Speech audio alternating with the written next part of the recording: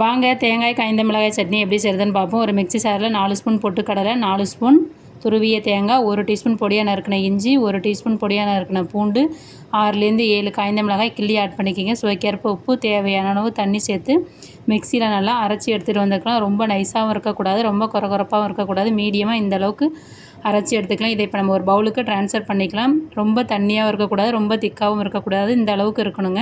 நான் சொன்ன அளவுகளை பயன்படுத்தி செஞ்சிங்கன்னா உங்களுக்கு தேங்காய் சட்னி சாப்பிட்றப்ப நெஞ்சு கறிக்காத சூப்பராக இருக்கும். வாங்க இப்போ சட்னியை தாளிச்சிடலாம். அடுப்பில் வந்து வானல் வச்சுக்கலாம். வானலில் 2 ஸ்பூன் எண்ணெய் சூடான பிறகு 1/2 டீஸ்பூன் கடுகு, 1/2 டீஸ்பூன் வெள்ளை உளுந்து, 1/2 டீஸ்பூன் ஜீரகம் ஆட் பண்ணிவிட்டு நல்லா பொரிய விடுங்க. காய்ந்த மிளகாய் 2 ஆட் பண்ணிக்கோங்க காம்போட. 2 கொத்து கருவேப்பிலை ஆட் பண்ணி நல்லா வறுபட்ட பிறகு இந்த தாளிப்பை எடுத்து நம்ம தேங்காய் காய்ந்த மிளகாய் சட்னியில் சேர்த்தோன்னா சூப்பரான சுவையான சட்னி தயாருங்க இட்லி தோசைக்கு.